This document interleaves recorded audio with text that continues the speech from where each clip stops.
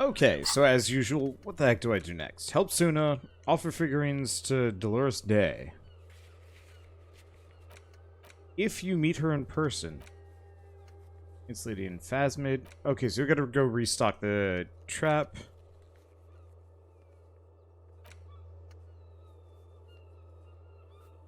Let's see. Yeah, so it seems like almost all of these actually have stuff to do with the speed freaks.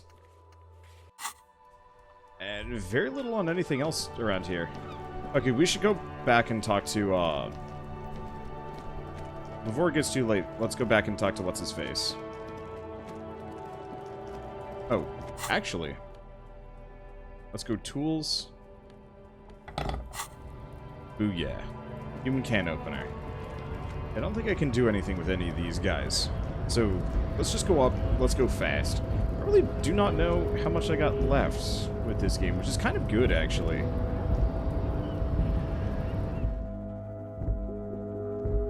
Because it means, boy, that music is way too loud. I finally turned it back up again. Let's see, I'll just put it there. Yeah, I'm just going to accept it. Leave the music in. They're not going to respond to any of my emails, which is kind of annoying. I don't know. Like, I'm all for music copyrights and stuff. It's just like this awkward space of the music is good enough that I want to hear it, and I was hoping I could get whitelisted so it wouldn't be a problem. But yeah, they're just not responding to a single thing. It sucks. I don't know. I turned it up.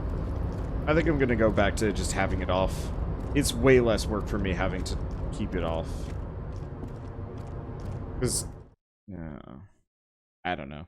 There's nothing I can do about it, and it makes me kind of antsy, because no matter what, there's no good solution here. I was hoping they'd have one, but they just silence. If this game weren't so good, I probably would have stopped playing a long time ago, but it's so good. Mr. Dubois, every worker, member of the board. How can I help you today? Or the container I asked you about. Turns out there's a mega-rich light-bending guy inside. Mega-rich light-bending guy. Oh my god, how did that get in there? He's so rich he could get in anywhere. Damn it to hell, Harry. He slams his fist on the table. I specifically told my guys to check all the containers for mega-rich light-bending guys. Nothing can stop an innovative mind.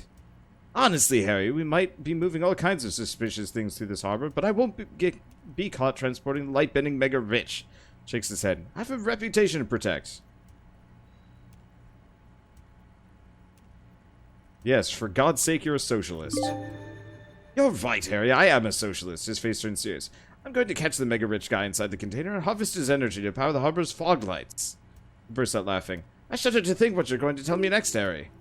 Not for 1 second did he believe there's an actual mega-rich person somewhere in his container town. It's done. I mailed the signatures you asked me to mail. The golden boy returns once more. Wonderful. Simply wonderful, Harry. He claps his hands together like a child who's just been offered cotton candy. Of course, I already knew this. My friend, the mailman, confirms the letter is on its way. You've done a great thing today. You've given the children of Martinez a real future, Harry. I feel like I can finally trust you now. You're in my inner circle. You too, Mr. Kitsuragi. He nods to the lieutenant, smiling broadly. We can talk about anything. The strike, the murder, your lost gun. Nothing is off the table. Well done, sire. By guile and deceit you're in. You don't know his full plan. Perhaps he expected trickery. Perhaps the signatures weren't important. Point is, do not think you're ahead of him. Get my gun now? Harry, I've got to be honest with you, he turned solemn. Your gun was found 2 days ago. Withholding this information weighed heavily on me. But it had to be done. Fine, where is it? An old woman has it, and, let me tell you, Harry, word on the street is she's a character, so watch out. Must be the woman who bought the gun from Roy, the one he described as terrifying. So the gun's still with the woman who bought it from Roy.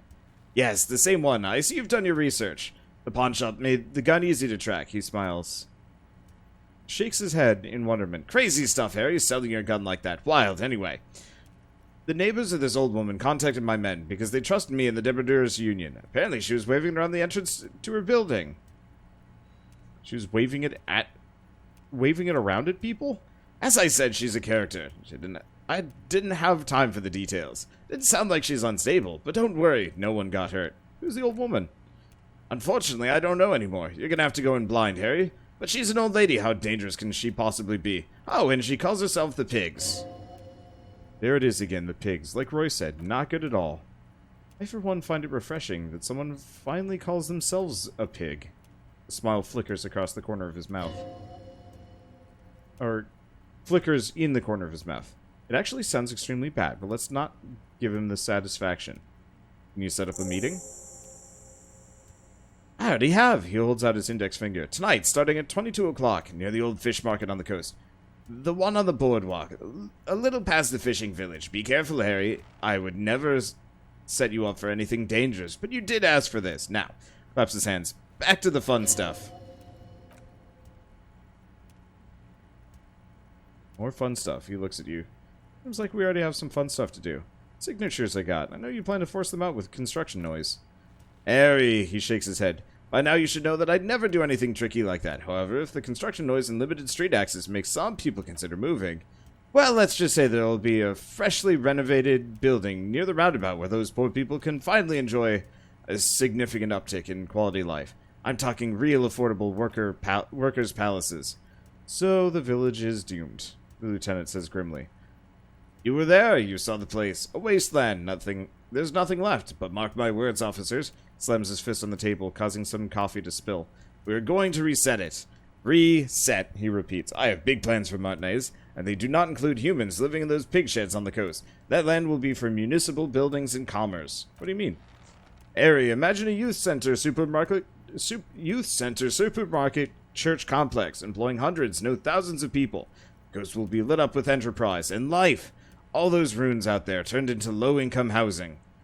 He leans forward. Harry, enough is enough. We're taking this district back. The war was 50 years ago, for God's sake. It's time to move on.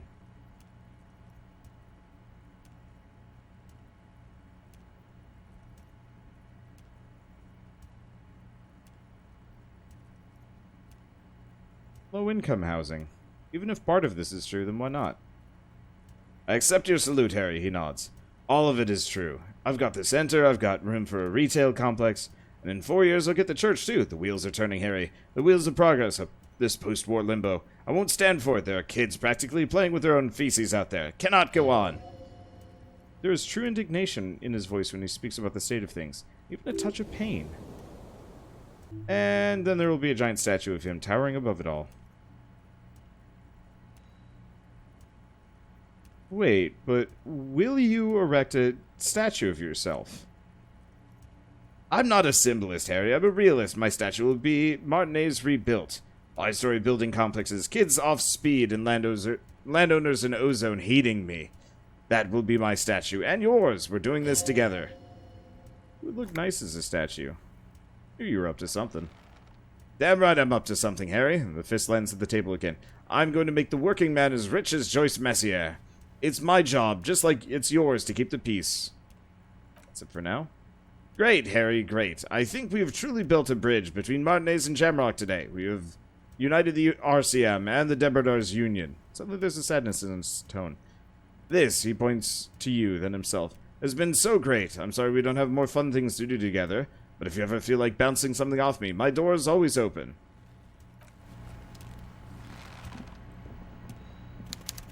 I think if he didn't have the horror torture chair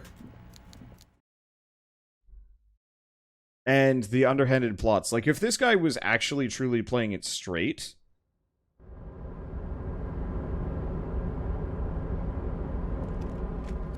I'd be a lot more inclined to agree with him, but he just, I mean, obviously no one trusts him. Not a lot of people like him, and there's just too much, like, suspicion attached to him.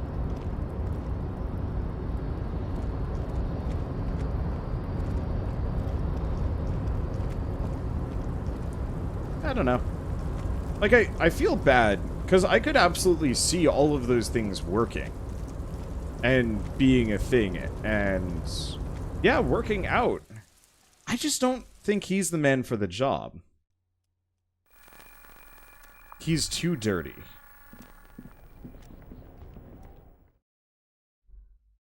At least that's my assumption. Okay, so we've still got an amount of time. I guess let's go back and finish the church quest.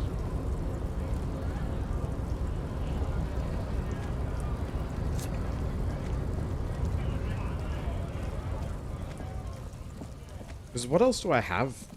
I pretty much don't have anything left to do on this side of the waterlock, which is quite nice. I've said this a couple of times, but it is a really good feeling having a bunch of loose ends that are being tied, finally. You know, weird stuff that up until now I haven't been able to finish or get done or anything like that. Let's see, we should probably also restock the trap. Well, that's right on the boardwalk, so that won't take too long. But, you know, it's interesting playing one of these CRPGs. And, yeah, more or less de facto hundoing it, and not feeling like it's bloated. It's weird. One of my biggest complaints about most modern video games is they do feel bloated with a bunch of irrelevant side details. You know, when you do a quest, you have to ask yourself, is this relevant? Well, not even a quest. Whenever you talk to somebody in a video game, is this relevant, or is this just kind of written for the sake of filling out the world so it feels like there's something there? But if you actually boil it down, like, did any of it matter? And you know what? A lot of the quests here didn't matter. You know, this, for example, didn't matter. You could cut this out and the plot would remain largely the same. But having this quest makes the world feel so much more immersive. About the off-site copy you asked me to bring. Brought you your filament. Thanks. She takes the filament, inspecting the metallic tape on the side. Looks like it's the one. What's going to happen now? Now I'm going to print it out and see what's left of it. She's already inserted the filament into the radio computer's core, ready to close the door. Wait, no, that's dangerous. She shouldn't do it. Don't put it in yet. It might be dangerous. She starts laughing, but almost stops immediately, her voice oddly humorous. No, it's not dangerous, just depressing. How do you know? I have a theory, she says as the filament clicks into place. Lintel was able to divine the anomaly's location from this broken copy. I want to repeat their calculation, only this time with better equipment. Watch, she says and presses print on the machine's keyboard. What an intricate display of failure. The paper starts filling out with ink, soaking it in a gleaming darkness. Not a single line of data stands out. This is wrong. Machines shouldn't behave like that. Is the abyss staring... It's the abyss staring back at you. Something's very wrong with that filament memory. Suna doesn't reply, her hands running over the printout. She's looking for something, her morning star, eyes scouring the millimeters. Here, she suddenly says, rising... Her ink-stained fingertip found it. Where? Think closer. Hold on. She's behind the keyboard now, typing in some numbers that only she understands. The terminal beeps, and the light inside starts pulsating like a glowing heart. Can I do anything? Shh, just give me a second. I'm almost... She clocks up her typing speed. The lieutenant leans closer to whisper. I've never witnessed a programmer work before. Done! Suna jumped up from the keyboard like a spring. I've got it. I've got the location of the anomaly. There's joy in her voice as she bumps her fist into the air. You did it. You found the coordinates? I found the coordinates. She lets out a celebratory laugh. She's beaming. You can feel it in her heart. Great job. Congratulations. Thank you, she yells back with a grin. So where is it? Where's your 2mm hole in the world? There. She points at the other end of the church, where a group of water bowls forms a ritualistic art in the swallow. Think you can help me again? She tilts her head, eyes sparkling. Sure. I need you to move those water bowls for me. I need to double-check my calculations. What an interesting proposition. Truly a task for the intellectuals, solving the puzzle of water bowls. Right, I'll go figure it out. I'm good at intellectual puzzles. Figure it out. She shakes her head, grinning. No, I don't need you to figure anything out. I got a computer for that. She pats the mainframe. Just walk over to the circle and follow my instructions. Move the third bowl 2 centimeters to the left, and the fourth bowl 5 centimeters to the right. This should do the trick. What? She only wants you to follow instructions? Nothing intellectually stimulating in this task? A child could do it. Yes, but you like moving things around. Moving things around is calming. Sure, no problem. Thanks, she smiles. Oh, I would love it if these people actually...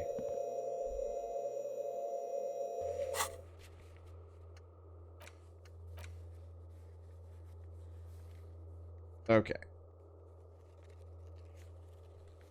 I was not paying exact attention to which one she wanted me to move. And I'm sure if I actually interact with them, it won't be so bad. Oh, but this is why I take screenshots of things. Okay. Third bowl, 2 centimeters to the left, and the fourth bowl.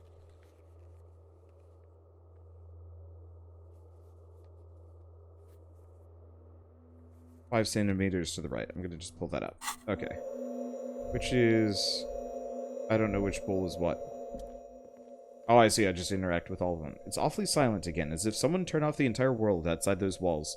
Water inside the bowls stands still. Measurements have been marked down around the bowls, each chalk-drawn line representing a centimeter on the floor. Oh boy, this is going to be good. Third bowl... Okay, so I don't have to do anything. Moves like a ghost without creating a single trace of sound. This task is an insult to your mental skills. Some water spills out of the bowl, wetting the floor. The lead programmer sends you an encouraging thumbs up from across the hall. Time to run back, or maybe walk. This is a sacred place, after all. Have we been running this entire time in here? I have no idea. One way or another, we should probably... walk. Yes, what is it? I've moved the bowls. It was mind-numbingly easy. What's next? Great, everything should be aligned now. She stops biting into her chapped lip. Miss Know-It-All is hesitating. What's wrong? Yeah, she snaps out of the lull. Nothing. Now the only thing left is to unmute the headphones. If we've got the location right, we should then be able to hear whatever sound this anomaly makes. Wait, why did you have your headphones on mute in the first place? Honestly, she's avoiding your gaze. Honestly, I'm a little scared. Isn't it gonna just be silence and nothing else? I don't know. She stares at the heart of the computer. That's what I'm scared of. I don't know. It could be anything. I mean, what sound does nothing make? How can you even listen to something that doesn't exist? He turns to face you, the mainframe throwing shadows on her chin. What if silence is only what surrounds it, but the swallow itself is... She grows silent, her face very pale in the cold light of electricity.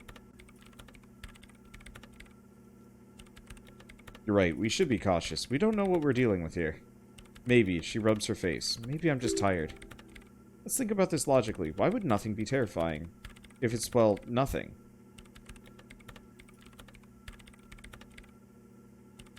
Why assume that something that has no presence, existence, or qualities has to be terrifying?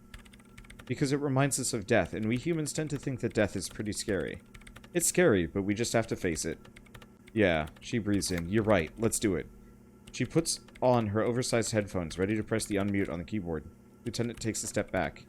And then nothing. Nothing happens as Suna Lucanen killed presses the unmute button on her keyboard. Nothing but silence. You can hear some small animal cross the floor in the chancel. It's that quiet in the sanctuary. Say nothing.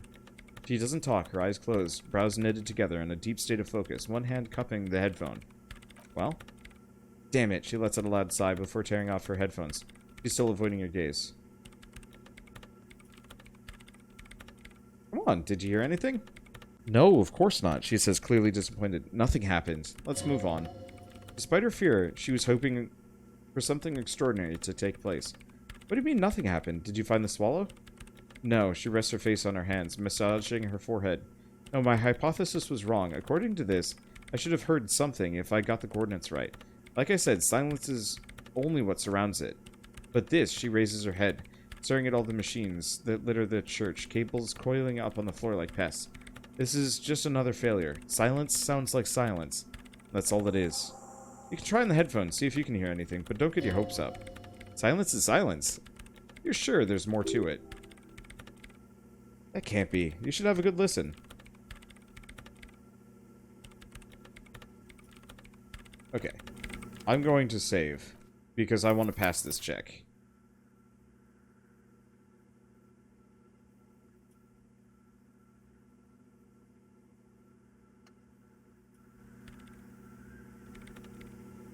Yes, what is it? Okay. All you hear is your own breathing, heavy and hoarse from all the nights spent drinking. It's the breath of an old man. But there's something else. There has to be something big, something unexpected, something new, yet to be discovered. Ghosts, speak to me. When was the last time this world had anything new to say? Well? Asked as soon as you take off the headphones, did you hear anything? Not sure. There seems to be something there, but I couldn't really make it out. Yeah. No, I don't think there's anything there. Her voice is bitter with disappointment. Okay. So we need perception.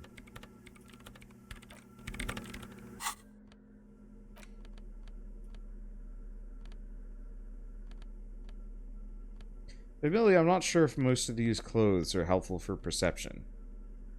But currently my perception's at a -1. Didn't even notice that.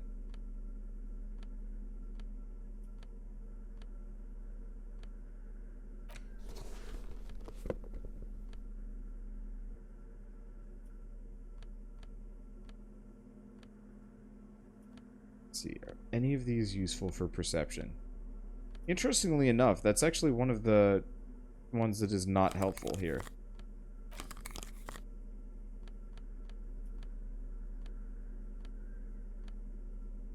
Okay, so what is giving me the minus to perception?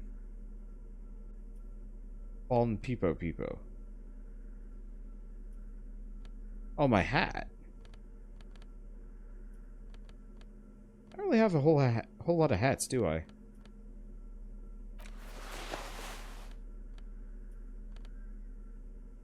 Kinda wish I hadn't given up my hat, but whatever. Okay, so yeah, no bonus to perception. But as a start, speaking of perception, that's one of my higher stats.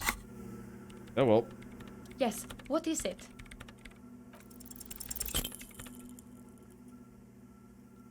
Dang it. Alright. At this point, I am time copying it.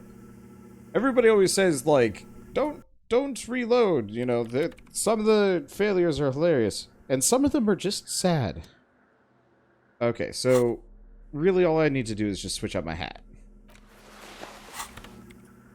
Yes, what is it? Oh, it's better chances to begin with. There we go. Everything disappears. You're draped in silence, like a drowning man staring into his puny little headspace. Then the pressure changes. What does it mean? Feels like flying on an aerostatic, or when your ears pop, or like a subtle difference in the atmosphere, a weather change hanging in the air. What if the sound you're looking for is too low for you to hear? Suna, take off the headphones. What if we need a better sound system? Better sound system, she repeats. Alright, but where would we get one? Suddenly a rhythmic beat permeates the walls, causing a small patch of decorative stucco crumble onto the wooden floor. We really should allocate some renovation funds to this place, murmurs Lieutenant, inspecting the damage done to the arabesques. No, what they really should do is shut down the disco men for disturbing the neighborhood peace. Yeah, but they could help with the speakers. You mean the speed freaks? She closes her eyes as more dance music invades the holy silence of the sanctuary. Of course, the speed freaks. They have a fantastic sound system, and you think they would help me? They would, if you wouldn't mind them moving in with you. I guess I could live through a week or two of peaceful coexistence. Great, I'll go talk to them. Sure, let me know how it goes. She lingers before adding, thanks, officer. Seriously, though, I would love a paranormal investigation game in this exact style. Possibly by these same people? Like, same deal. Same mystery, same small, even desperate situation. I know there's Planescape Tides of Numenera and Planescape Torment and stuff. Oh, money. I think? Did I just miss that? No. Maybe?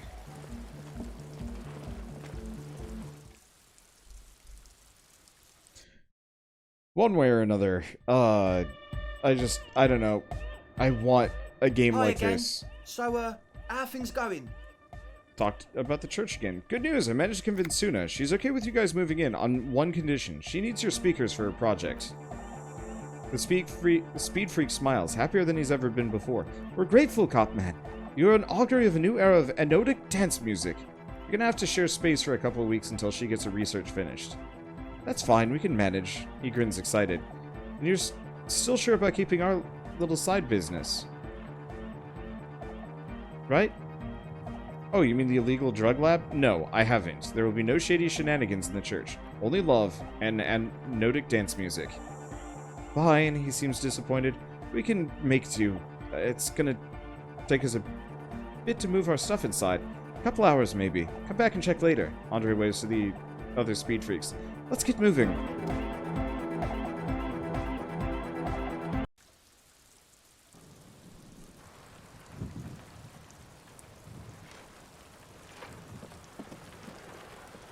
Oh, and they're all gone, including her. Did they leave anything behind? Doesn't look like it. Because it doesn't surprise me too much. Hello.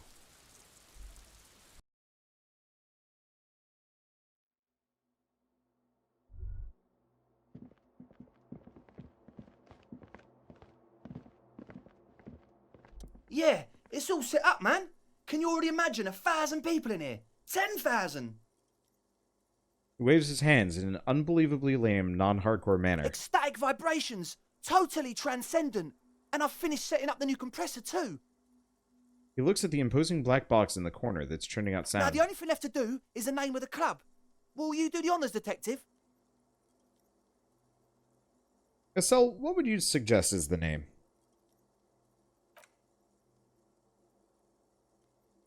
Something simple, like the club. Too modern. Andre shakes his spiky head. And too ironic. We don't want ironic. We want real. Real and true and beautiful. Like a morning after the rave. What do you propose as the name, Andre? The name. He appears to mull it over, one hand idly touching his hair. Everything I managed to come up with just sounds wrong. Andre's overthinking it, says the girl with the microphone. Yeah, you should do it, detective. The speed freak with yellow beads around his neck is looking at you. It'd be good for the signs. No, it's right. You've helped us too much. It's the right thing to do. Hey, kid, you must have a lot of ideas. Yakota! The freak with the large head yells from this stage, waving his hand in the air. Yakokata, the place to be! Yakokata, the zone of ecological catastrophe? That's too morbid, Egg. Got anything else? Hardcore! A witless, victorious smile adorns his face. Hardcore to the mega! No, it has to be bigger than hardcore. Andre looks where it is. He comes to this realization. It has to be even bigger than hardcore to the mega. It has to be bigger than the scene. Noid, give me your 2 cents on the issue. The Amnesia. Like the... I can't remember the name of the club, Amnesia. Amnesia! It's not Amnesia, guys. Suna, do you have an opinion on this? I don't. Good, we have too many opinions anyway. Kim, how would you name the club? I wouldn't. I wouldn't build a club, and I wouldn't name it either. An underground place with no name. Sounds like something the Crabman would say. We're not going with anything the Crabman would say. Why not? The Crabman has ideas to sell. Ideas from another level of consciousness. I don't care. I don't like the Crabman. I don't like his ideas. His ideas are spooky. Next, please. Alright. I am naming it. Oh. You have. Andre stops touching his hair. Well, what's the name? Disco Elysium or No Truce with the Furies? What does that mean? He yells over the thumping music. Of course he had to smuggle in Furies somehow, the lieutenant mumbles to himself. It's too long. No one's going to remember it on a Friday night. No truce! Egg's right. Egg's right. If they can call it No Truce if it's too long. At least it stands out from the others. It evokes something. It's victorious. And yet mysterious. He looks around the church as light beams wash over the dance floor, bathing it in solid blue. It's settled then, everyone. Welcome to No Truce with the Furies. Andre breaks into frenzied dance-like motion to celebrate the name. Someone turns up the beat. What are you doing, Andre?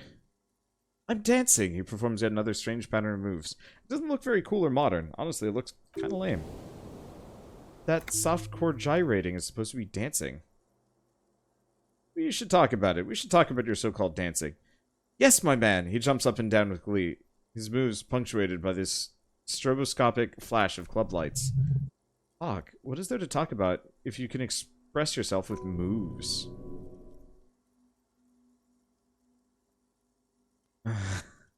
My composure is so shit. Audio waves thump against your ribcage. The speaker setup makes everything sound much better. There's a noticeable lack of something. Okay. I'm going to save. We can fail.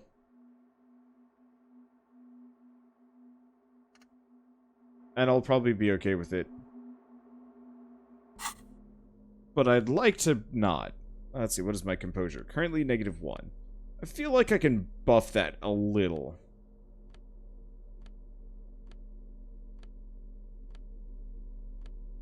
Let's see, that's conceptualization. Okay, composure.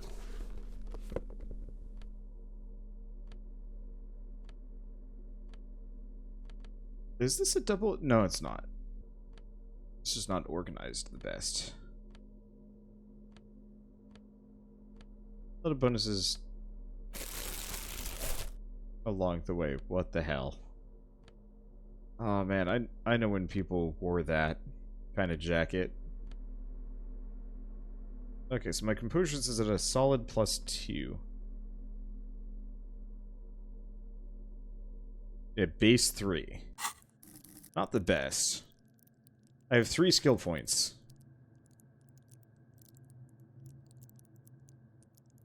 There's composure.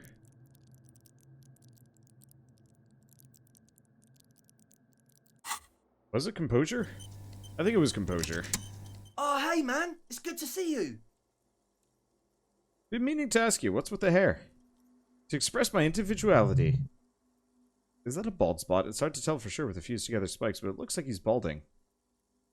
Is it important for you to be an individual? Of course it is. Otherwise I'd just be another poor guy with no education and no money. General issue, man. Now I'm all that, and I have radical spikes. Or is it because you're balding?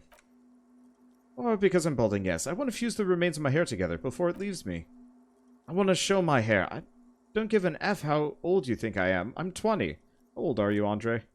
Not 20. Fair enough. Looks at the molten toothbrush. Maybe it was a bad idea anyway.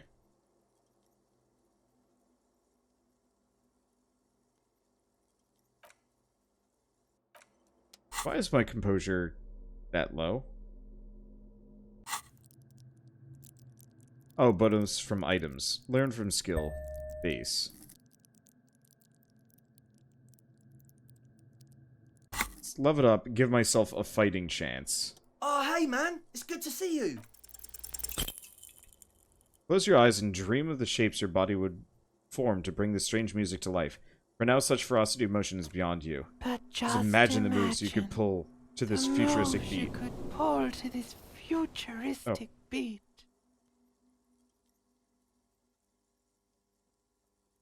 I didn't... That's weird. The limbic system was talking to me for a moment. Puts a grin on your face just to think about. Even a failed attempt gets the juices flowing and repairs some of the damage done by battles lost. You up the dose and truly dance. Who knows what will happen? Salvation.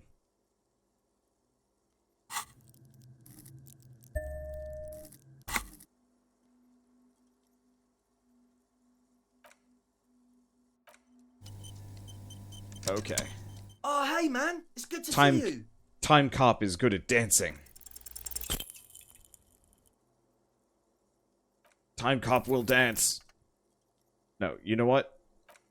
But just imagine the moves you could pull to this futuristic beat. Time Cop! Damn it. Sadly, time cop dancing might take some time. Oh, hey, man. It's good to see you. Got it. Finally, that took way too long. You close your eyes and vacate your skull, leaving your brain to wonder, where did that little fluttering light go? Total darkness. Total darkness. You sink down the darkest fathoms of your own personal deep, vertebrate by vertebrate, through the unformed skulls of your mind. Here it will begin. Where did the church go? Who fucking cares? Good. No, not good. Orgasmic. Where did the music go? Oh, don't worry. The music's still there. It's you who is gone. Oh, really? Why can't I hear anything? This is a pivotal moment. Try not to piss yourself. Concentrate on hearing. Nothing. Just the immaculate silence of your spinal fluid. Electrified. What was that about unformed skulls? Psst. I'm gonna let you in on a little secret. Every vertebrae in your spine is an unformed skull ready to pop up and replace the old one. Like shark teeth. The one you're currently in has a little brain forming in it, waiting for its turn. What? To rule the world. Oh my god, is that true? Yes, it's all true. In the spinal cord. What do you want? From what I can see, it's about to bust a move. Bust a move. Foolhardy! Do you even know what's happening on the surface? Maybe 1,000 years have passed. Or maybe you started spazzing out like 2 seconds ago. With your eyes still closed, the first thing you feel, all the way back in the pivoting darkness of your own torso, is warmth. You have become a triumph of rhythmoplastics. Somewhere in a smelly wooden church in the coast of Revachol, the wounds from the war you've waged on your body are healing, twist by twist, turn by turn. Open your eyes and dance like you've never danced before. You've become a flawless interlocking mechanism, a flesh and bone approximation of the throb coming from the speaker setup of the one called Eggheads, entirely rigidly imbecilic, without pity or fear. With a crowbar and a giant freaking industrial tool. Free from self-awareness, no deliberation, only, and I mean only, execution. Oh my god. The Speed Freak's would-be leader stands slack-jawed in disbelief, the hard coordinates on display. He whispers to himself, "No way." Yes way. With his reel-to-reel mixer blasting the anthem of the future that will never come, the young man observes your moves for a second, then blasts into the same hideous pattern, yelling, "Ah!" Noid throws a screwdriver and a bunch of drill chucks into the corner and explodes into dance. What he lacks in sharpness, he more than makes up for in violent enthusiasm.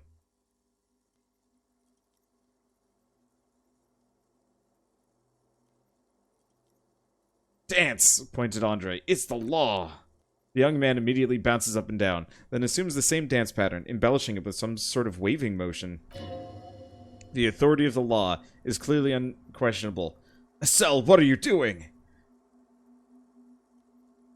The young woman lifts her headphones up slightly and raises her chin, looking at you expectantly. Suna cuts in before you can repeat your question. "Estelle, aren't you going to dance?" She turns to Suna, then back at you, then briskly shakes her head and puts her headphones back on. "Nope, recording." The lead programmer throws the other woman a knowing glance before turning her attention back to her own work. She's still at her mainframe, pressing buttons, reading printouts, but she started nodding her head along to the music. Kim, get in here! Call for the lieutenant to join you. What's going on here? The lieutenant looks at you, and then the speed freaks grinding around in the church. Group of unhinged lunatics. Delinquents, he grumbles. This is so weird without the music. I apologize. You know what? Can I turn it up just for this moment? Oh, it's just the same music we've been listening to this entire time. Okay, let's go back to dancing weirdly in silence. This is clearly a code 3-1 emergency. Code 3-1. Code 3-1! Lieutenant squeezes the bridge of his nose. The lights reflect off of his glasses. He's obviously having trouble adjusting to this new reality. A code 3-1 emergency, really. Yes! Officer in need of assistance! On the dance floor! Lieutenant crosses his arms with a bemused look. What's happening? The lieutenant is forced to yell over the futuristic music blasting from the speakers.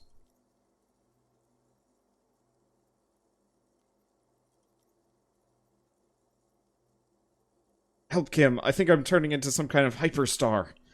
Good for you. He looks around the church hall. Rock on, then. Hey, I called you to dance. What? Authority. High. I outrank him. That's it. Don't let the lieutenant leave without getting his hardcore on. Who's the one in charge? You are. Lieutenant, I'm only going to pull rank on you one time, and that time is now. Are you kidding me? I assure you, I am not. Now get your groove on, Lieutenant. Get my what on? The lieutenant leans closer, unable to make out your words over the bumping beats. I said get your goddamn groove on. Boogie woogie. Sheesh. Okay, he backs up with his hands raised in the air, observing the crisscross of your feet. Okay, you psychopath. He adjusts his spectacles, then pops his collar as high as it'll go. I see what you're doing here. It's jacked up footwork, plus some... Is that Ubi folk dancing? Nah, it's not Ubi folk. It's hardcore. Yeah, the lieutenant snorts. Whatever. You talk big, Lieutenant. Let's see some moves. Oh, yeah. I did 15 years in the juvie crime unit. I can do age inappropriate. Now check this shit out. The lieutenant begins to heel kick the church floor with such intensity, it's reasonable to fear he'll kick a hole right through it, causing the floor to crack and the pillars to collapse, bringing the church roof down on all of you. It doesn't look like he'd give a shit either. Is there anything more I can do? I want to break the limit. The dynamic motion of your flailing body is bordering on the extreme. You're going off the charts. You feel as if turning on the hyperdrive will be a point of no return. Feels almost melancholy. Are you sure you have the entire posse along with you?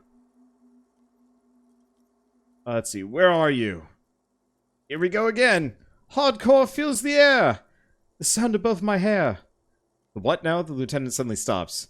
The sound above your what? Above my hair, man. Okay, this is too imbecilic. Excuse me. Turn on the hyperdrive. Shivers. God, I suck at shivers. But it's worth it. Turn on the hyperdrive. On the coast of the Martinez Inlet, in a small weather-beaten stave church built 380 years ago by settlers from the Occident, most likely to guard against an anomaly at its center, an officer of the RCM is contorting his body to idiotically rigid shapes as he invents the future of dance music. It's the hardest anyone's ever danced. What's happening to me? What is the strange feeling that comes? I am La Revicholière. I am the city. What do you mean you're the city? I'm the fragment of the world spirit, the genius loci of Revichol. My heart is the wind corridor, the bottom of my air is red. I have 100,000 luminous arms. Come morning, I carry industrial dust, and let it settle on the tree leaves. I shake the dust from those leaves, and onto your coat. I need some water. 1 second. I've seen you with her, and I've seen you without her. I've seen you on the crescent of the hill. How are you talking to me? The modulations of my voice are noted down the thermometers and barometers. You feel me in your nostrils, on the little hairs on the back of your neck. I also reside in your lungs and vestigial organs everywhere there is space. But who am I, and why are you talking to me? You are an officer of the citizens' militia, agents in Rebus. When you wear your coat, you wear my soul. You move through my streets freely in motor carriages and on foot. You have access to the hidden places. You also circulate among those who are hidden. I need you. You can keep me on this earth. Be vigilant. I love you. An officer of the RCM is lying on the floor of a small church with his eyes rolled back and his tongue lolling out.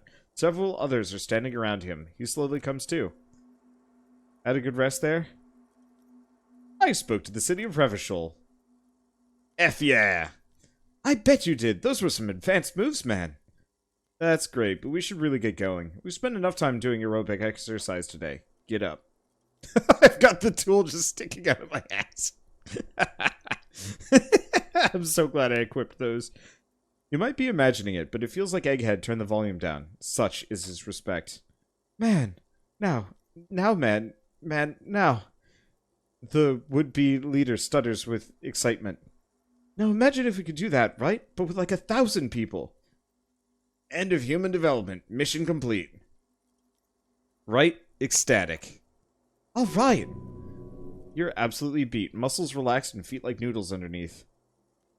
That's it for now. Goodbye, officer.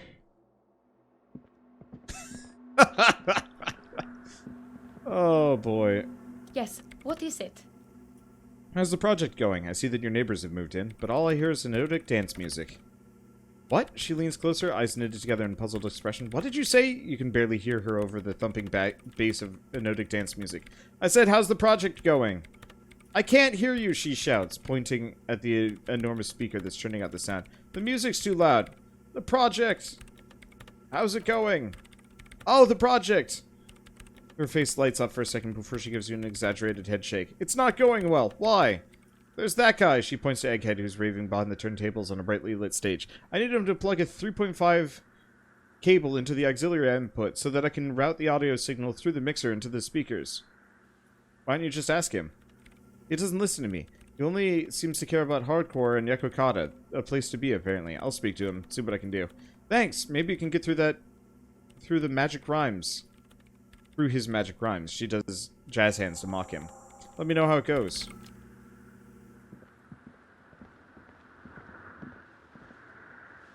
DeLorean Church! The place to be! Make some noise, my church people! Large speakers are set up behind the young man, blasting a familiar song. Vibrations thump through your blue soul. The music sounds better in the church. Much better in the church. He stands on a stage behind a table, nodding along to the music and waving his hands. In the air in front of him, the audio mixer, one reel spinning. The other reel deck is empty. Cables run hither and thither. On one side, you see an auxiliary line with the number 4.5 written next to it. Hey, I got a tape with me. Maybe you can use it to improve Van Eyck's jam. Tape, yeah! Spin the tape into the space escape, yeah! Okay. Let's give him the bundle of magnetic tape. Used to be played on the turntable and it's broken. Let's see. Where can I get it repaired? Look around. You gotta help it. Help it survive. Can't leave the tune like this. He hands back the bundle of magnetic tape. It's a record store. Okay, so go back to Jamrock. Let's see. Do we give him Dorgun or Megamix? Egg, can you please route Suna's signal through your speakers? To the Mega, yeah! He gets serious. I can route it through auxiliary. What kind of cable does she use? 3.5 or 4.5? 3.5, no doubt about it. It's on the ground. She uses 3.5. An uncomfortable pause follows. Yeah, the auxiliary line is 4.5. Those two don't mix. Oh no, we're gonna be in this church forever. Don't worry, I have an adapter for it right here. Searches for the cable on the ground and picks it up, looking at the jack. Hang on, this is 4.5. We're all good, people. With a grin, he sticks the plug into the auxiliary line. You hear a satisfying click. Ooh, thank God, the adapters noticeably degrade the sound quality.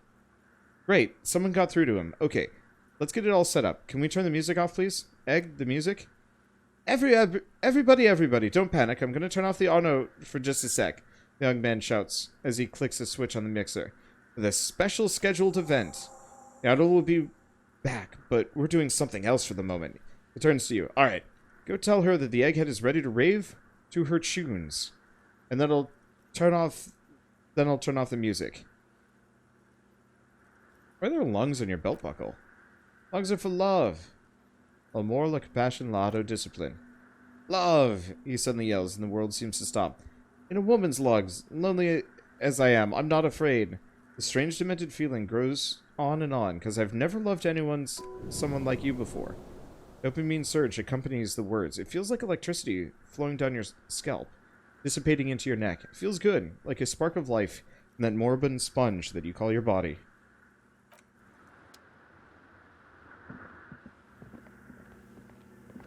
Yes, what is it? Alright, I talked to Egghead. He plugged in the cable. You can now unmute your speakers. Okay, but she seems hesitant, her eyes fixed on Egghead. You can ask him to turn the volume a bit, just in case? Maximum! Shouts Egghead, a great smile adorning his face, larger than a red dwarf star. Maximum is the only way! I know it is, but could you please turn it down just in this instance? This on time. One time. Maximum is not the only way, okay? Pump it to the brick! Pump it to the hard master. There's no other way. Glue style. Glue style, okay. There literally is no other way. This mixing desk is glued to maximum. Let's see. See, she turns to face you, ready to give up. He pumps it to the hard master. It's hopeless. I think what Egghead is trying to say is that the volume button is stuck on maximum. Of course it is, she shrugs, consigned to her fate. Yeah! Permanent enlightenment! Ray of sound! Never mind then, let's get on with the project. I'm gonna unmute the speakers on a count of 5. Everyone ready? She looks around the church. Egghead pumps his hands in the air, waiting for the beat to drop. Born ready, says Andre. Ready, says Noid. Finally, Estelle turns to face you and Kim. I'm ready if you two are, detectives. Lieutenant nods stoically.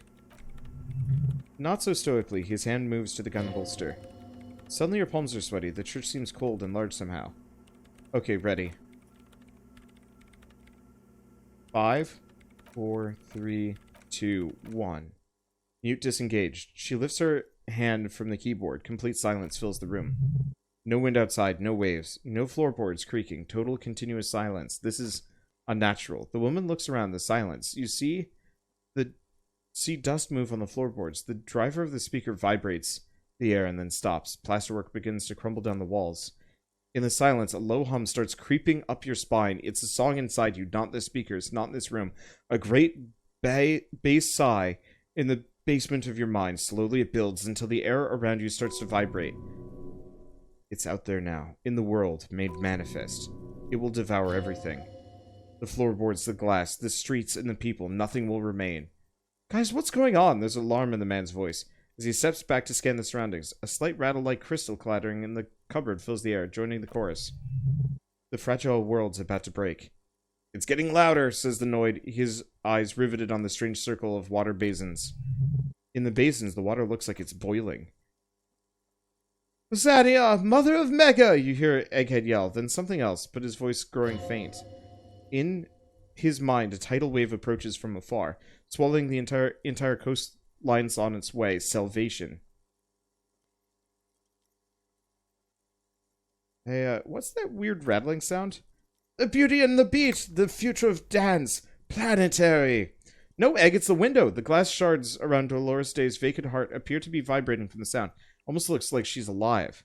In the corner of your eye, the lieutenant steps aside cautiously, his eyes searching for a possible evacuation route. The window is going to come down. No, the roof! She looks up. A screech fills the air. A scream of wood and nails. Pillars and the church twist and creak above and around you. Cracks appear in the stained glass window. Cracks run up the wooden pillars in the dark. Come down to us, love! It's shaking the building's foundation. The floor twists. A great pulse arises in your flesh. That's it. I'm muting it.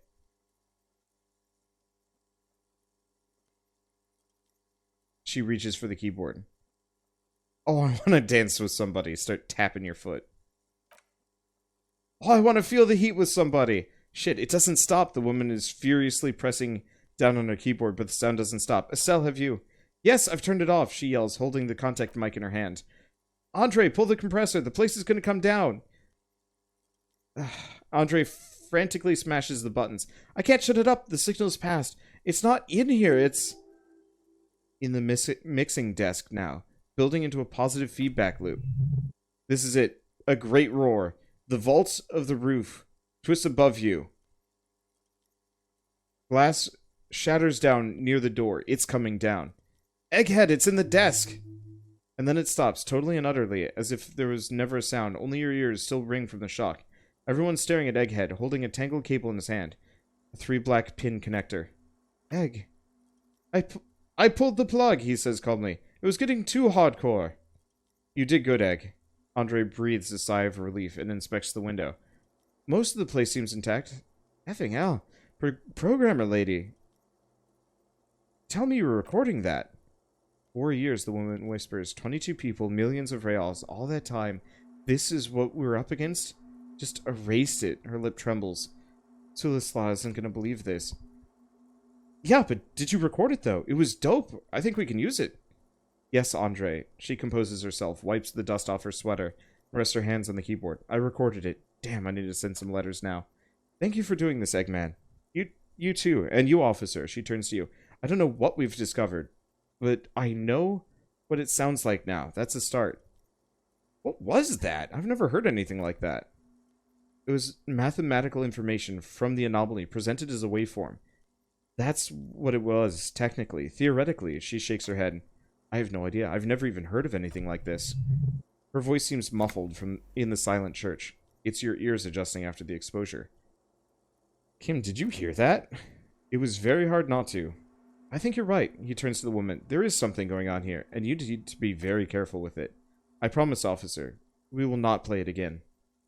You're gonna write Solislaw? Yes, our lead designer. Maybe some of the producers too, and some of the writers, if they're sober enough to open a transmission. They need to hear that it wasn't her fault or theirs. They need to hear about this. Don't worry. I won't send the recording. Although I doubt they have any speakers to produce the frequency anyway. What happens now? Are you going to stay here? She cuts you off, her deft fingers steady on the keyboard. I'm going to stay here with these lunatics, send letters, and maybe meet Sulislaw. Also devise further measurements. I want you to know that's totally chill with us. I don't care, she blurts, then reconsiders. But thank you anyway. That's the best she can manage for Andre. It's quite a lot in truth, for her at least. Now, her hands move on the keyboard. I have a theory to come up with. Some kind of preliminary explanation for all this, or the letter will sound like I've lost my mind. Yes, and we have to get back to stabilizing Martinez, he breathes out, trying to shake off tension, instead of demolishing it with loud bass noise instead of unknown origins. Some tiny hard thing lets go in your stomach. You're still alive. You have an explanation for all this, somewhere deep in you. You just don't have all the pieces yet. You don't know enough about the world, but that Joyce, if you know all she knows, you could put it together. Logic godly. Yeah, I could get it. I just need to talk to Joyce. But that'll be tomorrow. A lot of tomorrows. That was cool, though. I stand by my statement of, like, I wish more games had this, and I almost wish more of this game had that. And I realized, like, there's no way that you can really write the unknowable in a good manner. No matter what, like, we are human. Our reality is reality. And video games can doll things up and make things more fantastic, but baseline, it's impossible to... Put your hands where I can see them. What the hell? The aging woman under a mountain of police paraphernalia mumbles to herself, then notices you and reaches for the megaphone. Show me your hands. This is the pigs. Show me your hands. Right now! Show me your hands right now! Scavenged battery-powered police lights protrude from her back. The flickering light show reveals a gun in her shaking hand. Her hand is trembling from some sort of neurodegenerative Madame, disease. please drop the firearm immediately. Raise your hands. The man appears to be pulling out an object from his pocket. Fear under threat! Fear under threat! Superseding event. Split second decision. Get on the ground. Get on the goddamn ground! Ma'am, we just want to talk to you. Subject yourself to a full body cavity search. Prohibited materials concealed in nostrils, ears, mouth, navel, urethra, foreskin, vagina, and rectum. In her mind, the cavity search is happening. As long as she's saying it, it appears the things she says are very real to her. Detective. Don't do anything that might set her off. The situation looks bad. Calm yourself. Steady your breathing. We can solve this peacefully. Please lower the weapon. Officer in need of assistance. Her eyes dart between you and the Kim. Suspect at large. Get on the ground. Ma'am, please. The lieutenant's trying to maintain eye contact. We want to help you, but you need to lower that weapon. Let's just talk, alright? Disturbance reported. Authorized deadly force. Sector, take the shot. Her head snaps to you. Big red key. Big red key. Big red key. That's code for battering ram. Cop talk. You know this.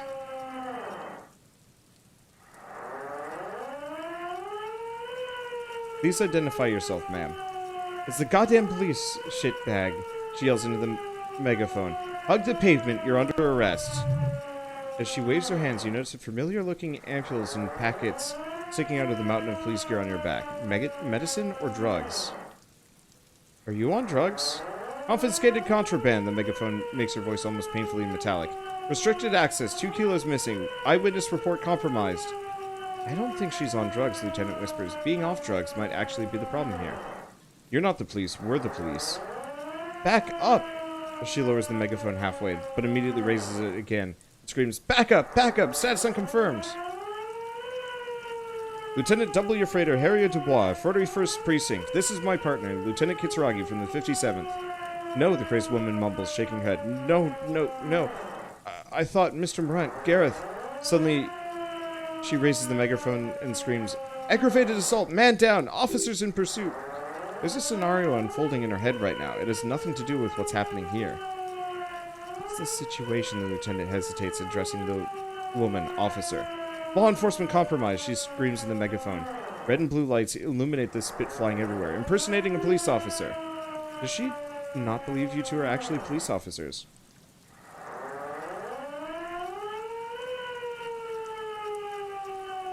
Wait, what if she's right and I am an imposter? Now the lieutenant takes a deep breath and studies his voice. Is not the time. We really are cops. Look, white rectangles. License and registration, she repeatedly bashes the megaphone against her head, then screams in the bloody mouthpiece. License and registration. Come in, dispatch. Sector, azimuth. It's not a code, just disjointed words. Doesn't look good. We'll leave this for later. Okay, hand-eye coordination. Unfortunately, my hand-eye coordination is bad, and I can't change clothing right now. I got a skill point. I'm just gonna do this, because I can't leave. She's frantic, confused, teetering under all that gear. There's an opening, if you just move fast enough. If not, the lieutenant's got her in his sights. Host almighty, don't count on that. You saw the binocular, can't shoot for shit. No gun is worth this risk. Or, no, I know myself. I know I'm gonna fail. Sure, you're you, but how do we end this? She's not gonna let you leave. Slowly back away. Confined quarters. Assailant coming at me. Split-second decision. Fire at will. Oh my god. In your peripheral vision, the lieutenant releases a half-squeezed trigger. God. Your partner exhales loudly and uses his offhand to wipe his forehead. Almost blew her head off. What's this? Lieutenant looks at the treacherous woman. This isn't police issue. Police weapons have bullets. This isn't real. The gun lands on the wooden planks, and tears run down her scratched cheeks. Police guns always have bullets. What is this? What did you sell? Why did you sell me this? Pick up your gun. Yeah, grab the gun right now. This is your only chance. No one ever cares anymore. Her voice is growing fainter as she rocks back and forth slowly. Why would they cheat me like this?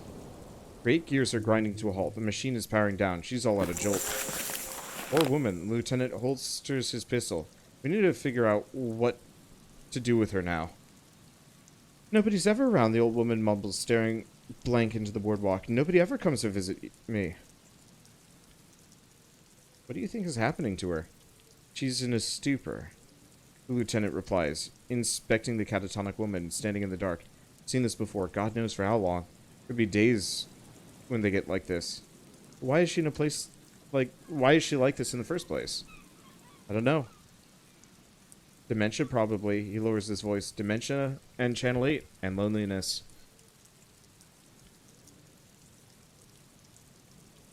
Neurodegenerative disease. Could be. He agrees, the lieutenant. Her hands were trembling and she did seem uncoordinated. But what are we going to do with her?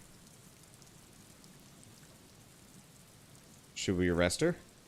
I don't really think there's any need for that. In her current state, and without the gun, she really isn't a threat to anyone. We should let Titus know. This is a perfect problem for the local peacekeepers to handle. They might even know her family. Yeah. Titus sounds like the man for the job. Then we can ask him once we get back to the whirling, but we have to hurry, because it's late and they might have already gone home. But I think we're done for now. Let's head out. This is done. As you turn to leave, the faintest of voices comes from the woman. Please, leave the radio on, she mutters. It seems like a reflex, a half-remembered sentence. Reflex to what? Being left alone? She stands motionless, just a heap of clothes and flashers now. Maybe if you search her one more time.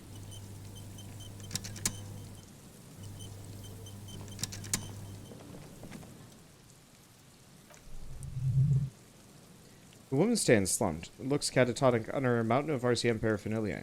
It's one of those things a police cap. There were narcotics too. You're thinking of taking them? Pick up the RCM cap. She doesn't even flinch as you reach out and disentangle the familiar-looking lieutenant's cap from her mountain of RCM paraphernalia. Oh, is that yours? Hard to say. It's been so long since you wore yours. Mine? No. It's ours, the RCM's. Lieutenant nods. It's your hat. Leave her alone. New hat.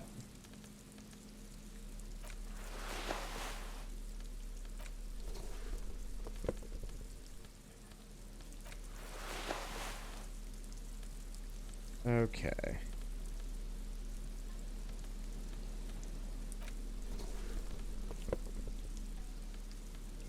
I'll keep the gauntlets on. Oh, we should probably put the armor back on. There we go.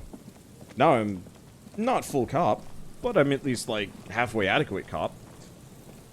Okay. So that's something done. I don't really feel good about that. I don't feel good about that at all. Mental illness, neurodegenerative disorders. All those things just do not excite me. Well, I mean, obviously. It's one of those where it's like, it's kind of fun to have the crazy character, and I get it, it's like a very real thing, but like, it truly could happen to any of us. And it's terrifying. Release the locusts into the empty trap. Locusts, days from being transported, slowly begin to acclimate to their new surroundings. They're really not going to get the chance to get comfortable there. Good, now that's done. When do you think we'll return to our impending apocalypse of a murder investigation? He stops you. Don't answer that. It was a rhetorical question. It doesn't want to, but if there's more cryptozoological run around, he must force the investigation back on track. This better be it.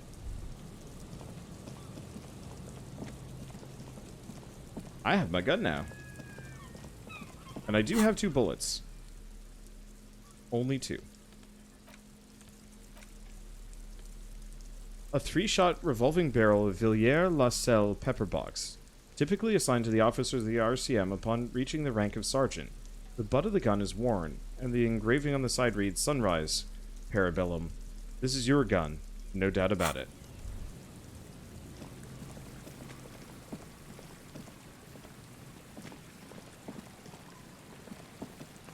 Okay. So yeah, let's just get around for a bit. Let's go back to Titus. Assuming he's still around. It's pretty late. But if we're lucky, they're still at the whirling. And we can also get the, that tape re-reeled and fixed. It totally slipped my mind.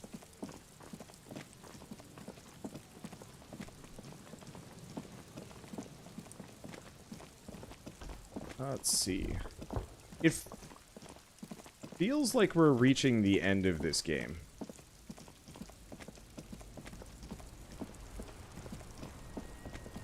Maybe it's just me. I mean, we are. We absolutely are.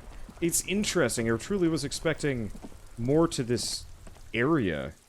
You know, usually with these CRPGs, you have these huge areas to explore and things to investigate, but this game really is just dialogue. Ah, they're not here. Alright, we'll come back tomorrow.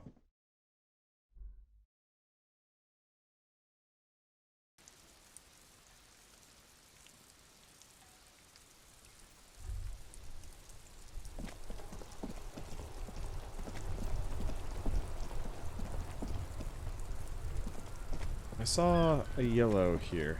Nope. I thought I saw yellow there. Maybe there was, maybe there wasn't.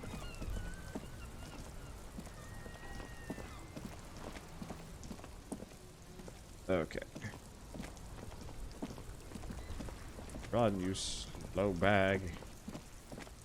There we go. Back to the pawn shop. Let's get this thing reeled up.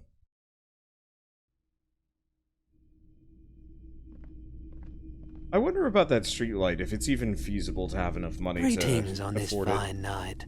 What brings you here? Do you know how to fix this? He looks at the bronze-colored bundle in your hand. You mean re-spool it? Yeah, I do, but... Great, could you do it, please? This is important. I need to be able to play this tape for someone. Lily finishes his thought. But I'm not some Mr. Fix-It. I'm a pawnbroker. If you want to pawn the tape, sure, although it looks pretty worthless. But you tinker with film tapes all the time. Isn't that the same? No, it's different. Those film tapes actually mean something to me. But this is just a worthless old bundle of tape. Worthless? It's not worthless, Roy. Could be the next big thing for the local dance music scene. Huh. He slowly taps his fingers on the counter. What do you mean? You know that old church from the coast, down by the coast? Yes, what about it? Help some young ravers turn the place into a nightclub. And play these weird beats there, which they call anotic music. Isn't it any good? The music, I mean.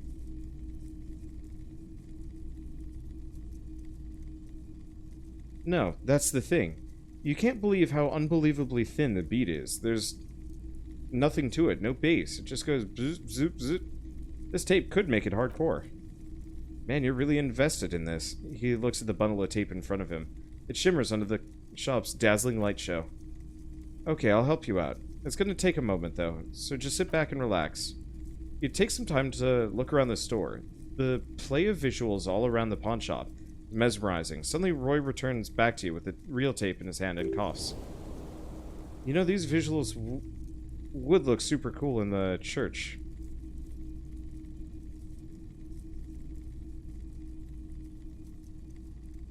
Hey, those visuals you got here would look really great in the church. Yeah, I bet they would. All those lights in the massive church hall. He stares at the intricate interplay of light and shadow all around him, suddenly moved by the idea. Sanctuary filled with hand-picked positive photons. There'd be no room for sadness in such a place. It's a brilliant vision, but... But? I rather like it here, too. So, yeah, I'm not giving you my projector. This tape is all I can do for you and your friend's nightclub project. He nods at the fixed tape on the countertop. There's no way around this one, I'm afraid. Oh, thanks for the help. Yeah, my pleasure. I do what I can for true passion projects. Just try not to use this tape for negative photon emissions. Take responsibility, okay? Good Roy. Nice guy. Shouldn't have bought my gun, shouldn't have sold my gun. But then again, had he not bought the gun, I'm pretty sure the main character would have killed himself, maybe. So, I don't know.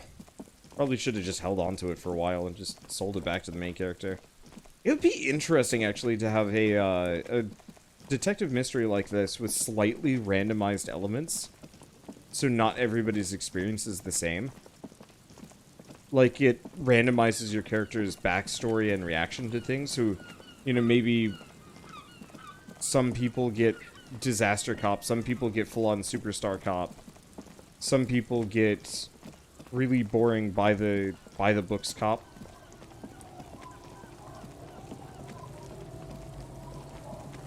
So if I check this, still gotta talk to Noid. We got a lot of things still to do. Why are these women still out? Go to bed. Good night, Kim. Good night, officer. We'll meet in front of the shack in the morning.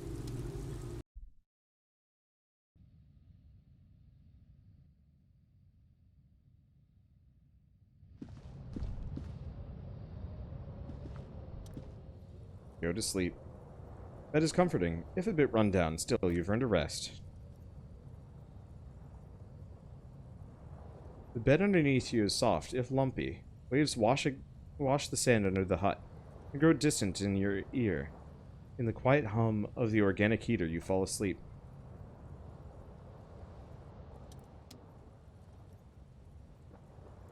Like a deftly cast fishing net, sleep pulls you out of the world and into its dark shore. The rough mesh chafes. Then, tightening around you, it digs into your brain. Great, this is gonna be really chill. How have things been going for you out there? Helped anyone lately? Saved anyone lately? Murdered anyone lately? This bastard isn't even listening to you. Because you know you are a murderer. A disco music listening psycho killer who offs poor people. And then forgets about it. Okay, so I am a murderer, and that's bad. Hear that? He doesn't even flinch. Iceman doesn't care about killing people. That's nothing to him. Blackwater, under the bridge. The thing he's really scared of is much, much worse than that. What is it? Don't tell him, sister. It's too bad. You're right. This is their function, to keep you from it. Why are you doing this? I just want to sleep. I can almost see the dark. We're trying to help you. All these processes, these tortures, voices and tremors are all just distractions, flares and countermeasures to keep you from the last dream. The worst of them all. The last dream? The last dream will be total annihilation. Cinders peeling off the fuselage. We won't be there to help you anymore, Harry. We will be dormant. You will be naked and alone. The air will smell of apricots. Of hell. An ancient sadness, brother. 10,000 years later, in front of the video rental, there is a warm breath on your face again. Everything is okay again. Everything is so okay. Doesn't sound like it will be okay. Your eyelids flutter open for a moment. When you close them again, you sense the light of the room around you. You're back.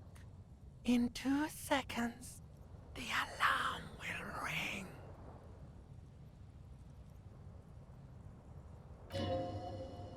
The last thought in your head before waking is, maybe you shouldn't have seen that stained glass window in the church.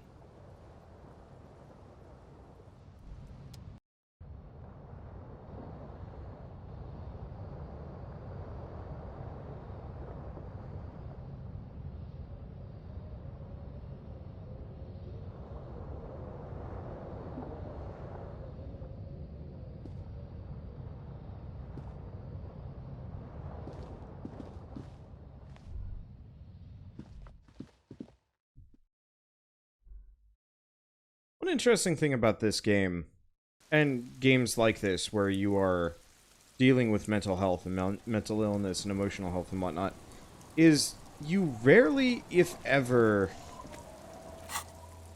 actually have to deal with the main character's